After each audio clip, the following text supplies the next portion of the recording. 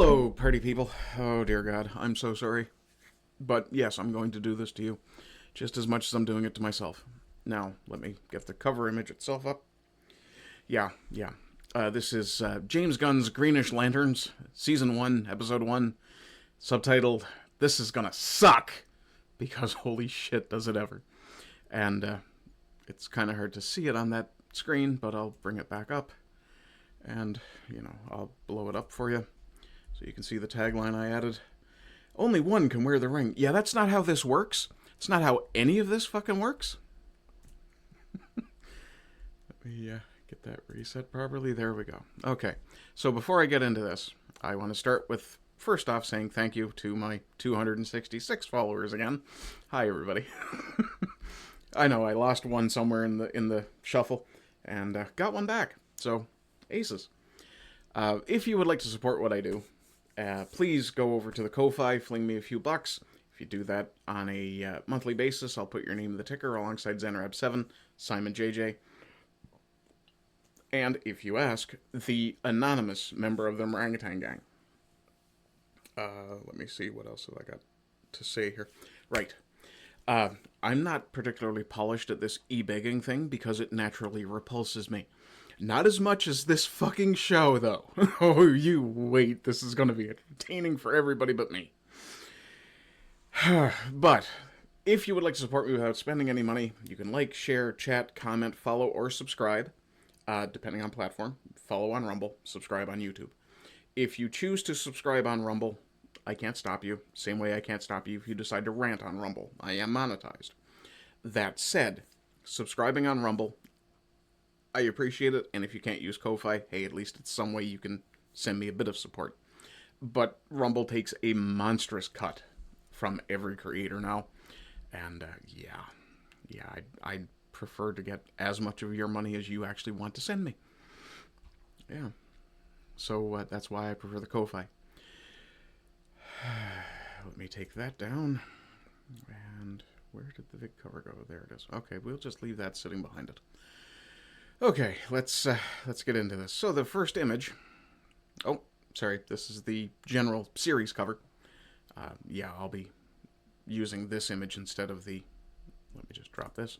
Instead of this, where I stretched out the one side, I'm just going to be using this instead, because it looks cleaner, which is about the only thing regarding this show that looks clean, or gives you that impression, doesn't leave you feeling dirty.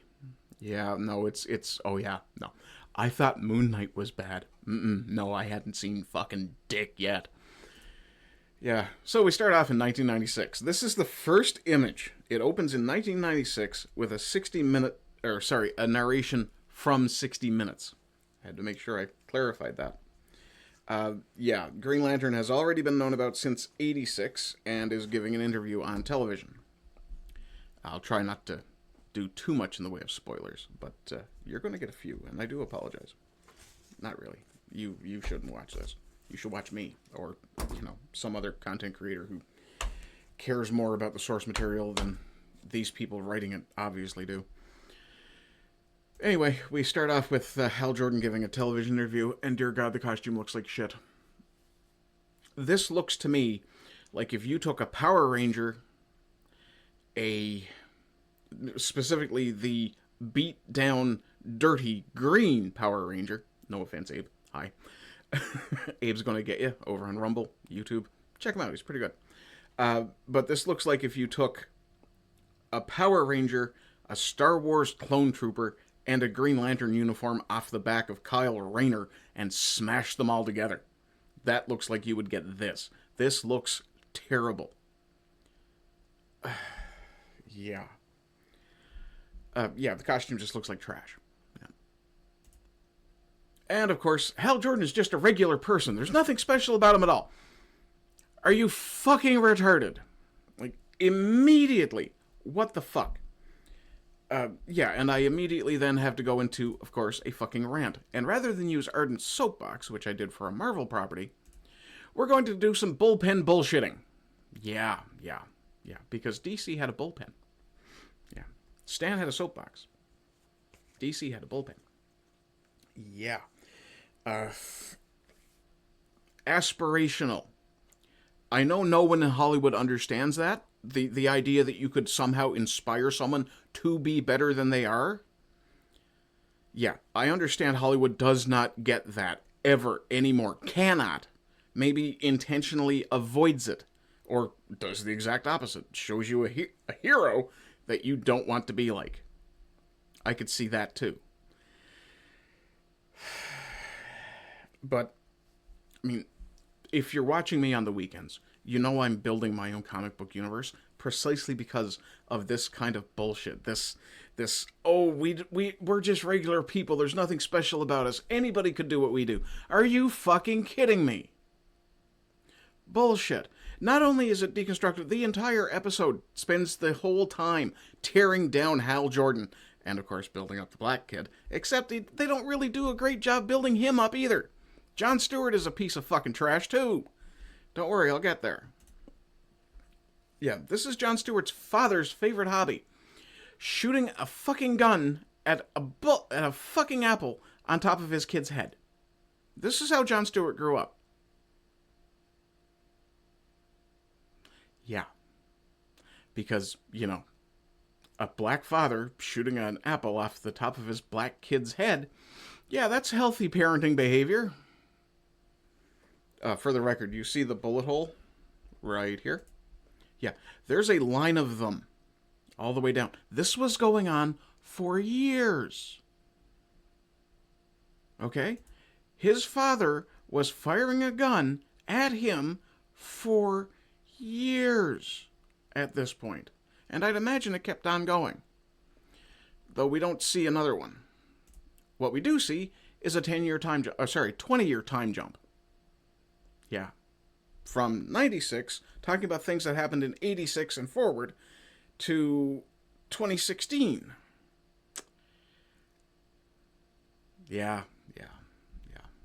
And, of course, John is training like a madman. And Hal shows up. Yeah, well, anyway, we're already into, a 20-year jump. And, of course, just to rub it in, Hal drives like a drunken idiot. Drives like a dickhead. Yeah. I guess the budget wasn't there for jet fighters. That said, nice car. I did say at least he drives a nice car. And some of the banter between them is decent. From what I understand, this was intended to be a true detective story that they just reskinned with Green Lantern stuff badly. And that part shows, trust me. The Green Lantern reskin thing, that really, really shows. I'm sorry, I don't do cocaine, I just drink hot coffee. That's why I'm constantly picking up my nose. Oh, goddamn, that's good. Okay. Yeah. Also, don't get used to the Regal.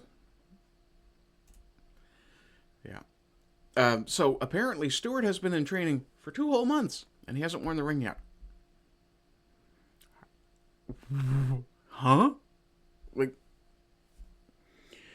the show completely misunderstands the lore. 2 months of training, and Stewart hasn't worn the ring. Like, at no time has he actually put the ring on. How the fuck did he get selected to be a Green Lantern? Apparently, he says later on, oh, the big blue space bosses decided that I was going to be the Lantern. But wait until I tell you the rest of what they said later. It's even more lore-breaking. Yeah, so Jordan decides to just jump out of the car. He takes the ring off, puts it on the dashboard, and jumps out of the car. I'm not joking. Like, he quite literally jumped out of the car. Like, where the fuck are you going? He's going to the taco stand 3 miles down the road. I'm not kidding. That's literally where they go. To a fucking taco stand. To have a beer. Yeah. But before they get there, John does actually, well, he goes off a cliff in the car. That's why I said don't get used to the car. It's a fucking terrible shame what they do to this car. And, of course, here's the ring floating in midair. And we'll save that little line there below for just a second. But here's the ring floating as the car is, heading towards what should have been a fiery demise. you know, the one time they didn't use an ignition source to make an explosion when a car went off a cliff, and they should have. Would have been more entertaining. But why the fuck is there only one ring and 2 Green Lanterns? Yeah. For the record, you're going to see a lot of these acid-inspired captions when I go through these shows. And yes, I will do all 9 episodes. And I need to hurt myself on Sundays, apparently.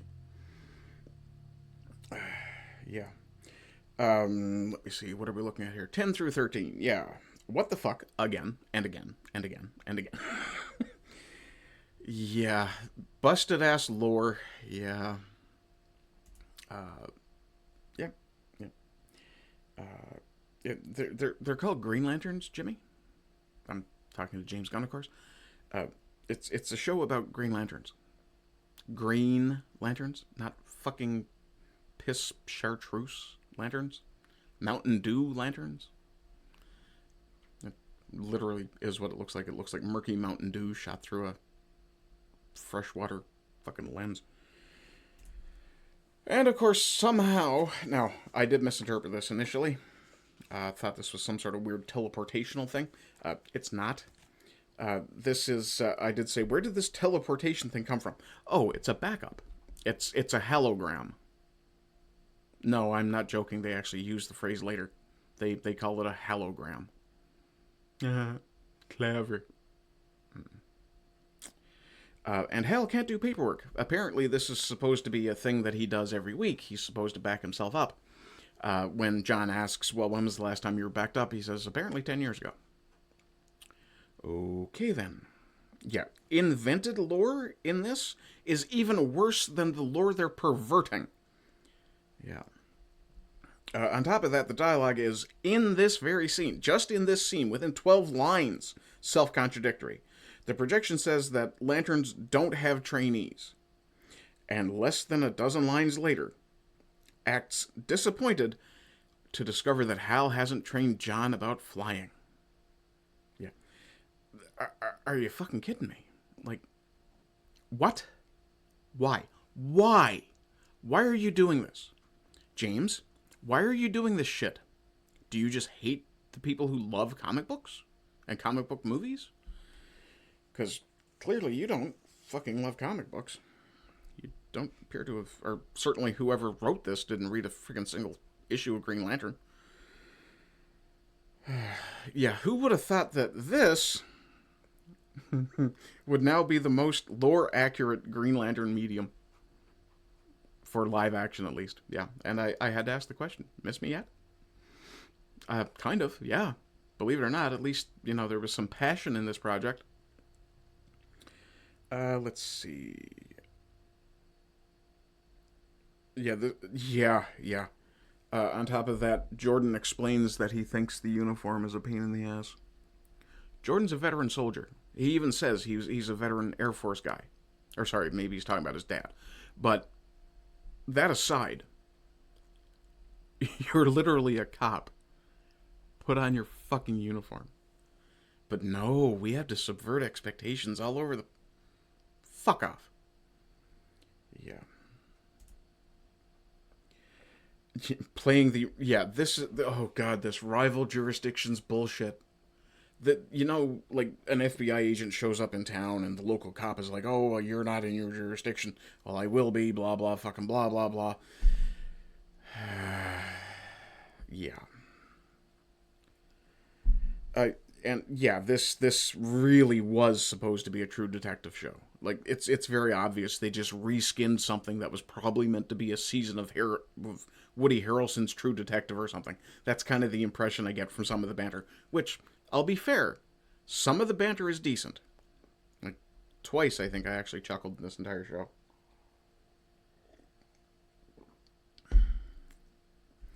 And, of course, the only caption I had to this was, since fucking when? Yeah, because the sheriff is telling them that the Green Lantern jurisdiction only covers extraterrestrial events.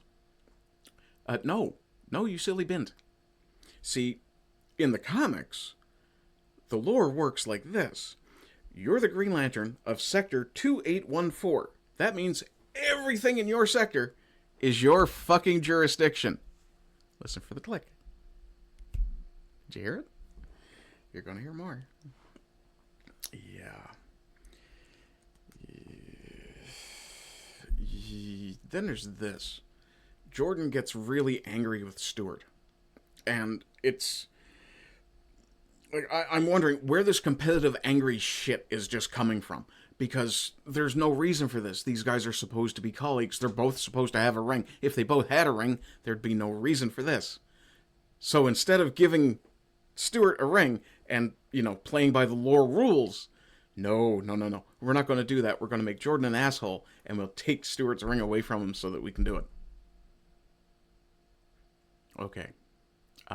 Fuck you. Oh, let's see. What else have we got? Oh, hang on. Yeah, I did say it's almost like Hal is fighting an early retirement, which isn't at all how the rings work. Well, and the Terran Green Lanterns are a whole different mess of different cases. And someone did ask, I think it was Istophobos or possibly Fake Wizard, where the fuck is Guy Gardner and the Justice Gang? Yeah. This is supposed to be, during their bailiwick. Yeah. Where are we here? Oh, the chase. Yeah. This chase made absolutely no fucking sense. How did I put it? Yeah. Stuart follows the target, the quarry, this guy over here, who's running. Yeah. Stuart follows his exact path. And there's loads of times when you look at it and you go, why didn't you do that? Why didn't you do that? You could have jumped that and been way ahead of him. Or at least closer to him. Why didn't you do any of that? You're an athletic guy, John. I mean, you are a Marine. Sniper. Trust me, that'll be important later, too. Yeah, just follows this guy's exact path until all of a sudden he has this genius idea about a building he's never been in before. Let's let that sink in for a second. And somehow cuts this guy off. Yeah, a building he's never been in before. He suddenly discovers, oh wait, no, I can take this shortcut. How the fuck did you know it was there? Magical fucking... Yeah. And it's not the only magic in this show either, by the way.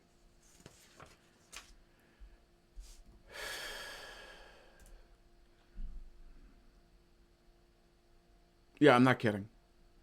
Jordan literally counterfeits a fucking $20 bill to put in a fucking jukebox. Yeah. Uses the ring, the most powerful weapon in the universe, to forge currency. And it works. That doesn't even look like a proper bill. And yet somehow the scanner reads it no problem. Also, when the fuck did you last see a jukebox? And when did that jukebox take fucking bills? Maybe I'm old. Maybe I'm out of touch.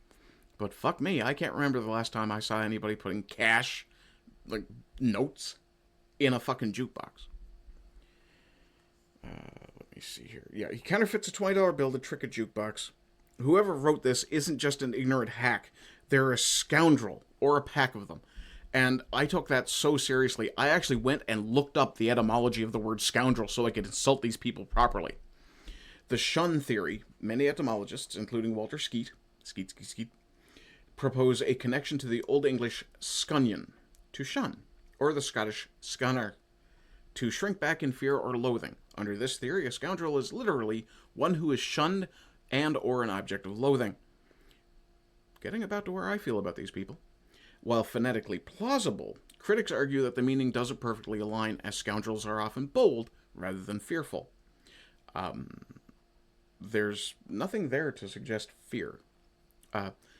The scunner thing would suggest that the people encountering them shrink back in fear and loathing. But I digress, and this is a bit of a linguistics lesson, so bear with me. There's also the hide theory. Another prominent theory traces the word to the Anglo-French escondre, to hide or abscond, derived from the Latin abscondere. This suggests a scoundrel is one who hides their true nature or flees from justice. Stephen Skinner, a 17th century philologist, supported a similar link to the Italian scandaruolo, a hider. Sorry, Italian is not as natural as French off my tongue. Or Latin, for that matter. The primary objection to this theory is the significant time gap between the existence of the French-Latin roots and the word's late appearance in English. Doesn't necessarily mean it wasn't intentionally created. There's some other speculations. There's a less supported theory suggesting links to the word scum, which implies filth or refuse, or the German Schandkerl. Schandkerl. Schandkerl. I'm not good with German either, which means villain.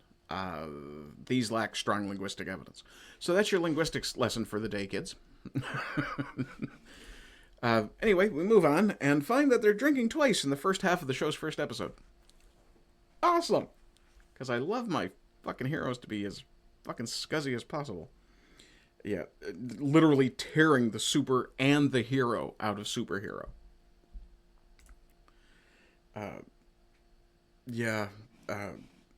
Assuming this is real, the ring, Hal Jordan talks about the first time the ring, basically, you know the scene in the Green Lantern movie, and it's over and over that we see this, where the ring will appear, it'll appear, tell someone they've been chosen. It's not what happens here. It actually asks questions. Why is there a job interview for superheroism in this show? That makes no sense either. But the ring asks him the question. He says, "No, I'm not afraid."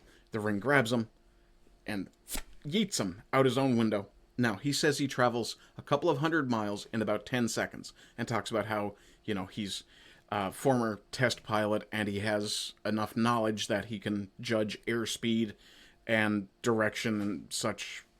Sure, if you were in a fucking plane, maybe. But even so, even if this was accurate, a couple 100 miles in about 10 seconds, yeah, let's talk about that. Traveling 200 miles in 10 seconds. Yes, kids, you're getting a physics lesson, too. Traveling 200 miles in 10 seconds results in a speed of 72,000 miles per hour, also known as Mach 94.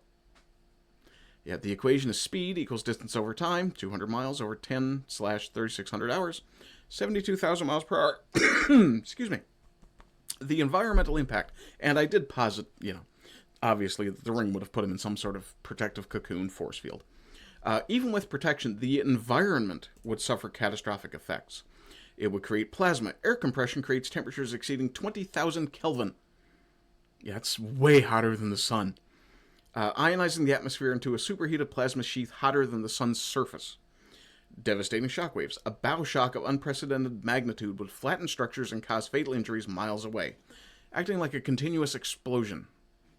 So, if you've watched Invincible, when Omni-Man goes full speed way too close to the surface, yeah, shit like that, only it's all on fire, too. Violent wake. The displacement of air would leave a vacuum tunnel followed by hyper-turbulent winds, leveling terrain and releasing acoustic energy comparable to a volcanic eruption. Yeah, it's not just your regular fucking sonic boom, you're talking about a sonic thunderclap.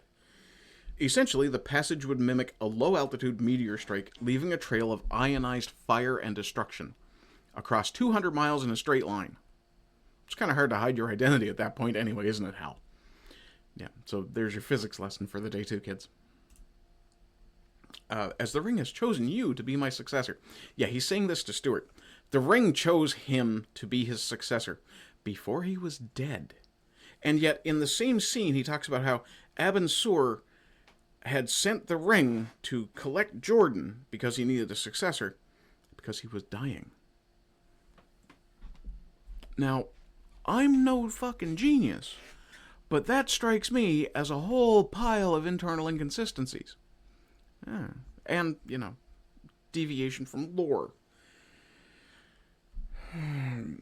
Yeah, assuming this is real, the ring must... Yeah, assuming that whole thing that I gave you for the whole physics lesson, assuming that's real, the ring has to be magical. There is no way you could have that effect and still be in a science fiction setting. So we've now entered the realm of fantasy. Because the writers don't understand how the fucking universe works. Not surprising, they probably spent more time getting taught about gender orientation than they did fucking physics. And I didn't do physics in school. Yeah. Have these writers ever heard of internal consistency? Yeah, internal fucking consistency. There's going to be a lot of clicks. Going to have terrible arthritis in that knuckle. Out of their jurisdiction. Galactic fucking backwater. Yeah, see, no. If you're dividing the universe into sectors, each sector is going to be still in your jurisdiction. It's just that Earth happens to be really remote. Yeah. Yeah, this one is the one that got me. Oh, he's the backup in case anything happens to Jordan. Fucking what? So this is John Stewart, the just in case Green Lantern.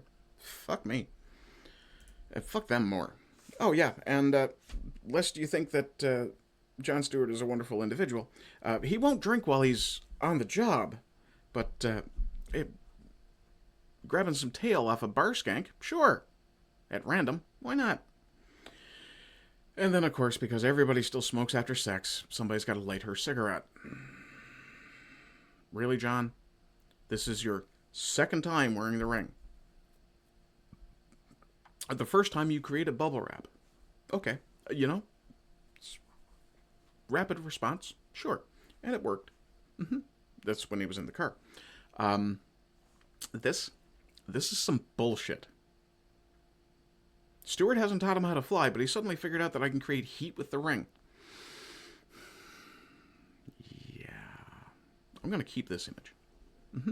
This is the image that I want you guys to remember. This is how bad a caricature of Green Lantern this show actually is.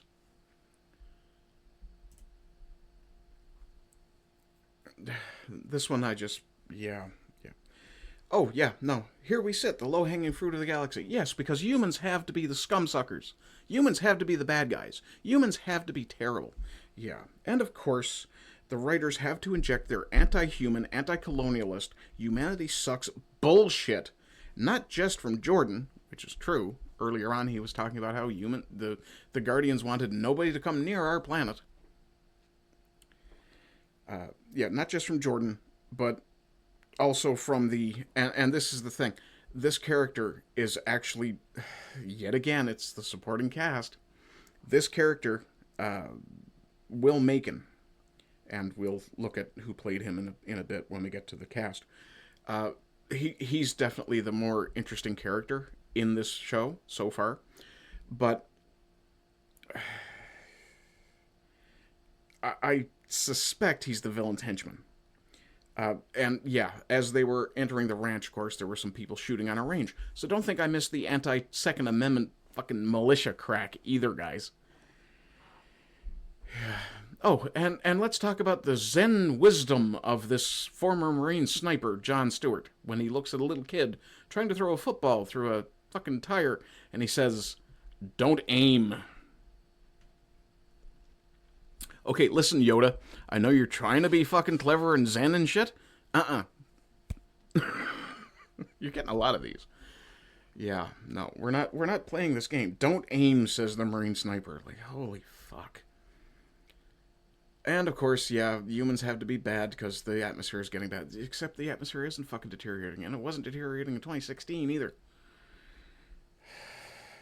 Matter of fact, actually, I think it was about 2016 we started seeing reports of how that ozone hole over Australia had closed up after we stopped using CFCs.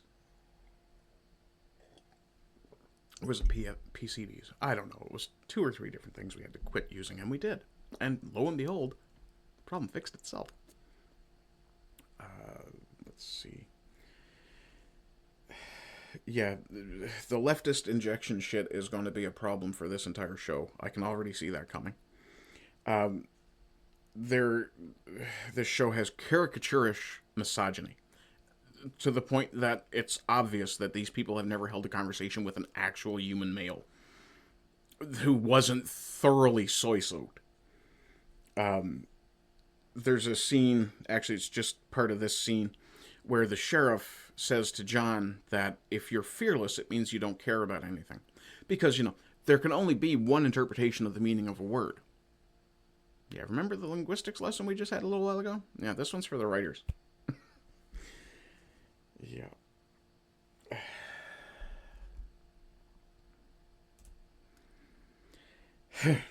Can anyone who works with James Gunn even imagine a hero who doesn't lose their fucking temper and become physically violent? Yeah, and chimp out like an idiot teenager. Like an idiot teenage boy with testotoxic... I knew I was going to stumble over this word. An idiot teenage boy with testotoxicosis. For those of you who don't know, testotoxicosis is when your body produces too much testosterone. Naturally. Yeah.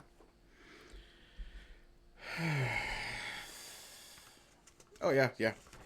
And on top of being arrogant, sarcastic, disrespectful, unshaven, and I shouldn't probably say too much. I need a trim too, but yeah, and on top of all of that, all of those low standards, he's also got to be smug. Fuck. And then all of a sudden there's a 10-year time jump. Fucking what? Why? Well, it turns out that this now 10 years older Jon Stewart, it turns out that the entire first episode was a fucking flashback. Or actually, technically, a series of flashbacks. Yeah, because no one's ever done that before, you hackneyed fucks.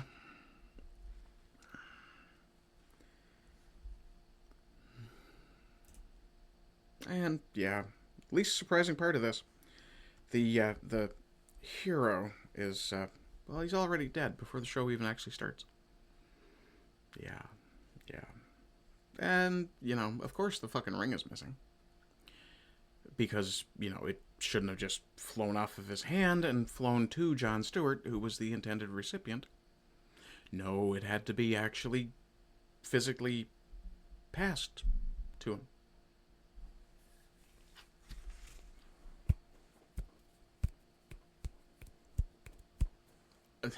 I can't flip these writers off enough. My God. Okay, here we are. This is the last visual. Yeah. Because they said Hal Jordan was lonely, he's got to be fucking lonely. Because you couldn't actually write a good character. You had to make somebody sad and terrible, just like your lives. Right, Hollywood? God, how pathetic must you people be? Oh, recommendation. Yeah, I've got one. But before I get to that, yeah. This is literally the greenest thing in the whole fucking show, is this fucking logo for HBO's green agenda. Or green campaign, or whatever the fuck it is. Yeah, it's the greenest thing in this entire fucking show. Yeah. It's greener than the ring, for fuck's sake. Yeah. Right? But if you want a recommendation, I've got one. Go read these. You will have far more of a good time reading those. I did give it a rating of 3 out of 10. Because, as usual, the supporting cast is good. And we'll get to them in just a minute. I'm leaving this on screen so you guys can memorize these, so that if you want to go look for them, you can. Let me just blow that up so you can see it a bit more clearly. But if you want to go look for these are good comics. They're going to have Tales of the Green Lantern Corps is basically, given the artwork, I'm going to say mid-90s to mid-80s, in that range. I'm not sure about the Green Lantern Omnibus. That may be simply Hal Jordan stories. But I believe Tales of the Green Lantern Corps should have a lot of the cosmic stuff. If not, I apologize. But you will have a far better time reading these books than you ever will watching this show. You probably have more of a good time watching me have a bad time talking about this show. Anyway, let's talk about this now. After a fatal shooting, Green Lantern Hal Jordan and new recruit Jon Stewart, that's not how that fucking works. He should have a ring of his own. Set out to prove it was an extraterrestrial event, and they do. And that scene's actually not too bad. So the cast is Kyle Chandler, Aaron Pierre, Kelly MacDonald plays the sheriff, Carrie Kane, because, she has to be related to Batman. Will Macon.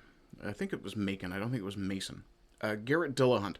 I've seen him in other things, and the thing I remember him the most from is, let me see if I can spot it really quick. Where are you? It was here. I know I saw it.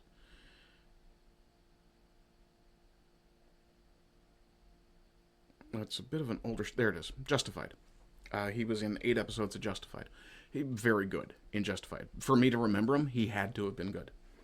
Who else have we got? We got Jason Ritter. Don't know if he's related. Let's find out. Jason Ritter. Matlock. Born 1980, birth name Jason Morgan Ritter. I'm going to assume he's John Ritter's kid.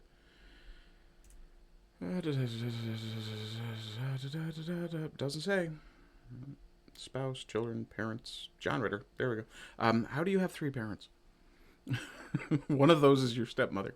So one of those should not be considered your parent. Fuck you, IMDb. Yeah, you get one too. Anyway, back we go again. And, oh, okay, we can skip out of that one. Let's see. Purna Jagannathan. Yeah, it turns out the woman that, the bar skank that John decides to bang 10 years earlier is the wife of the potential henchman. Villain's henchman. Yeah. This guy was actually pretty good as well. Didn't really get a lot of screen time. He's the guy who's got the bandage across his nose that gets smashed into the glass. Pretty good, too. Don't think we're going to see him again. He had a bad... let's just say he exited in an emphatic manner. I don't want to spoil everything for you. There's always a chance you might want to watch this yourself. Can't imagine why. But, yeah, nobody particularly stood out as bad. Let's see. What have we got here? The full cast and crew. We went through that. Oh, actually, wait. I need to bring that back up. Just a second. Because we need to look at something else here. We have 3 different people listed as writers. Probably okay. The problem is, though, that we have, 16 producers. No, I'm not kidding. Yeah, we have, count them. Uno, also, for the record, one of the writers. So we have 1, 2, 3, 4, 5, 6, 7, 8, 9, 10, 11, 12, 13, 14, 15, 16 producers of various states and others. Yeah.